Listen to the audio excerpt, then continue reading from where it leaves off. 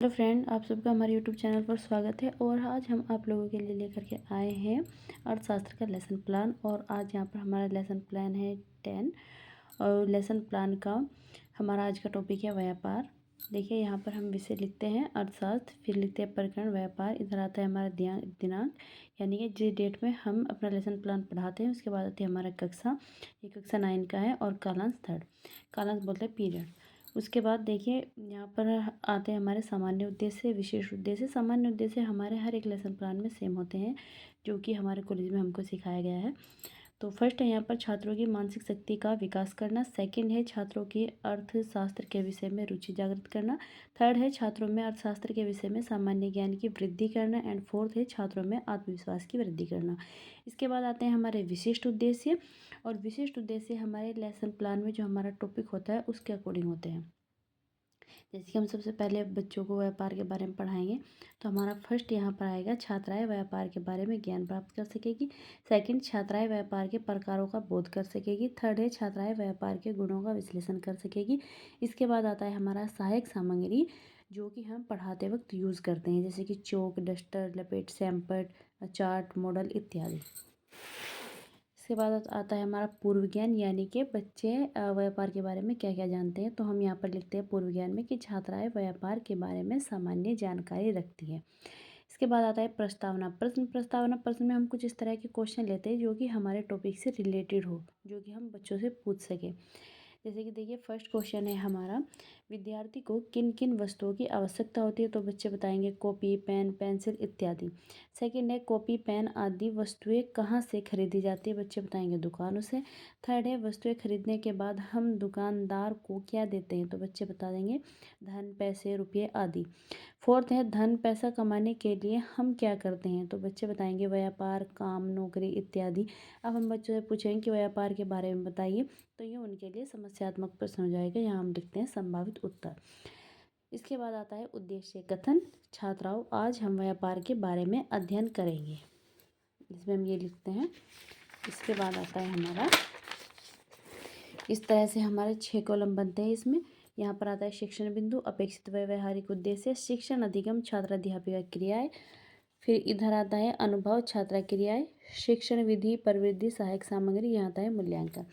तो अब यहाँ पर देखिए, सबसे पहले हम लिखेंगे व्यापार का अर्थ, और जो ये है हमारा सेकंड कॉलम है, इसमें हम लिखेंगे छात्राएं पूर्व ज्ञान का प्रत्यासंस्मरण कर सकेगी। फिर यहाँ पर आता है हमारा विकासात्मक प्रश्न। तो हम पहला प्रश्न लेंगे बच्चों कि हम व्यापार को क्यों करते हैं। तो बच्चे बताएंगे पैसा कमाने के लिए। फिर हमारा सेकंड क्वेश्चन आता है व्यापार का अर्थ बताइए। तो ये बच्चों के लिए संभावित उत्तर हो जाएगा, यानी कि समस्यात्मक प्रश्न। इसका आंसर बच्चे नहीं दे पाएंगे, तो फिर हम व्यापार के बारे में लिखेंगे। यहाँ पर हमने लिखा है कि व्यापार का अर्थ बताइए, ये हमारा क्वेश्चन है। फिर छात्र अध्यापिका कथन, यहाँ पर हम लिखते हैं कि लाभ प्राप्त करने के लिए की जाने वाली क्रियाएं व्यापार के अंतर्गत आती है, अर्थात लाभ कमाने के उद्देश्य से वस्तुओं और सेवाओं के क्रम विक्रय को व्यापार कहते हैं। जो व्यक्ति इन क्रियाओं को करते हैं उन्हें व्यापारी और उनकी क्रियाओं को व्यापार कहते हैं। व्यापारी का प्रमुख उद्देश्य उत्पादकों एवं उपभोक्ताओं के मध्य वस्तुओं व सेवाओं का विनिमय करना होता है। व्यापार से आशय क्रेता और विक्रेता दोनों के लाभ के लिए वस्तुओं के विनिमय से है। ठीक है। और इधर हम लिखते हैं कि छात्राएं व्यापार के बारे में ज्ञान प्राप्त कर सकेगी। ये हमने यहाँ पर व्यापार का आंसर लिखा है, व्यापार का उत्तर कि व्यापार क्या होता है। फिर यहाँ पर हम लिखते हैं कि छात्राएं ध्यानपूर्वक सुनेगी, समझेगी व श्यामपट्ट कार्य को अपनी कॉपी में नोट करेगी। और यहाँ पर जो हमारा ये सेकंड कॉलम होता है, यहाँ पर हम लिखेंगे यानी कि पैसा कमाने के लिए, तो इसके सामने आएगा प्रश्न उत्तर प्रविधि।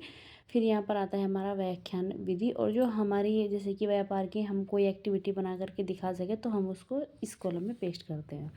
और इधर जब हमारा एक, जैसे कि हमारा ये फर्स्ट क्वेश्चन था व्यापार का अर्थ, तो यहाँ पर जब हमारा ये पूरा हो जाता है तो हम यहाँ पर एक प्रश्न लेते हैं बच्चों से पूछने के लिए कि व्यापार का अर्थ बताइए। सेकंड हमने इसमें लिया है व्यापार के प्रकार। अब हम व्यापार के प्रकार के बारे में बताएंगे।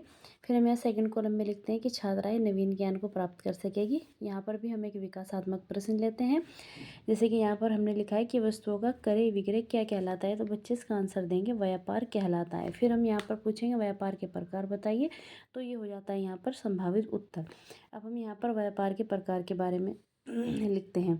छात्राध्यापिका कथन, व्यापार दो प्रकार से होता है, एक है देसी व्यापार, दूसरा है विदेशी व्यापार। देशी व्यापार, जब वस्तुओं के क्रेता और विक्रेता दोनों एक ही देश में रहते हैं तो उनके बीच हुआ व्यापार देशी व्यापार कहलाता है। इसे कभी कभी अंतः स्थानीय व्यापार या क्षेत्रवर्तीय व्यापार भी कहते हैं। ये हो गया हमारा देशी व्यापार। अब आता है विदेशी व्यापार। विदेशी व्यापार यानी कि विदेशों में किया जाने वाला। विदेशी व्यापार से आज से दो पृथक सत्ताधारी देशों के बीच वस्तुओं और सेवाओं के विनिमय से है। यदि क्रेता और विक्रेता दोनों अलग अलग देशों में रहते हो तो उनके बीच हुआ व्यापार विदेशी व्यापार कहलाएगा। फिर यहाँ पर हम लिखते हैं, छात्राएं ध्यानपूर्वक सुनेगी, समझेगी व स्वयंपट कार्य को अपनी कॉपी में नोट करेगी। और यहाँ पर हमारी प्रश्नोत्तर प्रविधि आती है, यहाँ पर व्याख्यान विधि, और यहाँ पर यह हमारा हो गया है देशी व्यापार यानी कि एक ही देश में होने वाला, और ये विदेशी व्यापार। इस तरह से ये हमने एक चार्ट बना करके यहाँ पर पेस्ट किया है। फिर हमारा यहाँ सेकंड क्वेश्चन हो जाएगा, जैसे कि हमारा ये सेकंड प्रश्न था कि व्यापार के प्रकार। तो यहाँ पर ये हम फिर बच्चों के लिए क्वेश्चन लिखे हैं कि व्यापार के प्रकार बताइए। थर्ड आता है यहाँ हमारा व्यापारी के गुण। फिर इस कॉलम में हम लिखते हैं, छात्राएं नवीन ज्ञान को प्राप्त कर सकेगी। यहाँ पर आता है हमारा विकासात्मक प्रश्न। फिर से हम यहाँ बच्चों से क्वेश्चन करते हैं, वो लिखते हैं यहाँ पर, यदि एक व्यापारी का व्यवहार अच्छा हो और दूसरे व्यापारी का व्यवहार बुरा हो तो ग्राहक किसके पास जाएगा। तो बच्चे यहाँ पर आंसर बताएंगे, ग्राहक अच्छे व्यापारी के पास जाएगा। फिर हमारा नेक्स्ट क्वेश्चन होता है यहाँ पर, एक सफल व्यापारी में कौन कौन से गुण होने चाहिए। तो हम यहाँ पर में गुण लिखते हैं। यहाँ पर आ जाएगा इसके सामने संभावित उत्तर, और इधर वही सब व्याख्यान विधि, प्रश्नोत्तर प्रवृत्ति, यहाँ पर छात्र अध्यापिका कथन। अब यहाँ पर फर्स्ट है प्रभावशाली व्यक्तित्व, यानी कि व्यापारी का स्वभाव प्रभावशाली होना चाहिए, सोच अच्छी होनी चाहिए और वह ईमानदार होना चाहिए। सेकंड आता है हमारा परिश्रमी, व्यापारी कठिन परिश्रम करने वाला होना चाहिए, यदि वह अधिक मेहनत करेगा तो उसके व्यापार में ज़्यादा से ज़्यादा लाभ होगा। थर्ड है यहाँ पर व्यवसाय में रुचि, व्यापारी की अपने व्यापार में अधिक रुचि होनी चाहिए। फोर है यहाँ पर उत्साह, साहस व लगन, यानी कि व्यापारी में उत्साह, साहस व लगन होना आवश्यक है। व्यापार में लाभ होता है तो कभी कभी हानि भी होती है, हानि को सहन की शक्ति भी व्यापारी में होनी चाहिए, यानी कि हानि को सहन करने की शक्ति। व्यापारी का शिक्षित होना, व्यापारी शिक्षित होना चाहिए, तभी वह अपने व्यापार को आगे बढ़ा सकता है, देशों विदेशों तक अपने व्यापार को बढ़ा सकता है। यहाँ पर फिर हमने एक क्वेश्चन लिया है कि एक सफल व्यापारी के गुण बताइए।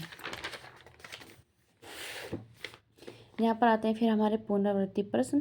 पुनरावृत्ति प्रश्न में हमने यहाँ पर कुछ खाली स्थान लिए हैं, कुछ सही गलत लिए हैं। तो यहाँ पर खाली स्थान भरिए, ये क्वेश्चन वे हैं जो हम बच्चों को क्लास में ही कराते हैं, तो इस तरह से लिखवाए थे हमारे टीचर ने यहाँ पर। तो ये हो जाते हैं हमारे पुनरावृत्ति प्रश्न। यहाँ आता है फर्स्ट, वस्तुओं और सेवाओं के क्रय विक्रय को डैश कहते हैं। ठीक है, इन सब के उत्तर हम पहले ही उनमें आ चुके हैं जो हमने लेसन प्लान बनाया है। सेकेंड है, यदि क्रेता और विक्रेता दोनों अलग अलग देश में रहते हो उनके बीच हुआ व्यापार क्या कहलाएगा, विदेशी व्यापार कहलाएगा। यहाँ पर सेकंड में आता है कि सही और गलत बताइए। तो हमने यहाँ पर फर्स्ट लिया है, जब वस्तुओं के क्रेता और विक्रेता दोनों एक ही देश में रहकर व्यापार करते हैं उसे विदेशी व्यापार कहते हैं। तो यहाँ पर सही गलत बच्चे बताएंगे। सेकेंड है, व्यापार का उद्देश्य लाभ कमाना होता है, ये भी सही गलत का हो गया। अब यहाँ पर आता है हमारा स्वयंपट कार्य। तो इस तरह से हम अपना ब्लैक बोर्ड पर कार्य करके दिखाते हैं और उसको यहाँ पर पेस्ट करते हैं, देखिए।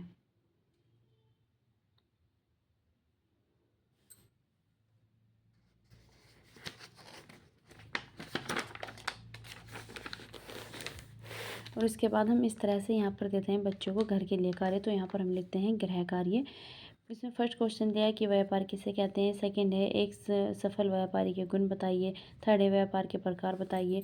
और यहाँ पर फिर हम लिखते हैं संदर्भ पुस्तक, यानी कि ये जो हमारा लेसन प्लान है ये हमने कहाँ से बनाया है। तो इसमें हमने लिखा है NCERT द्वारा अनुमोदित कक्षा 9 की अर्थशास्त्र की पाठ्य पुस्तिका।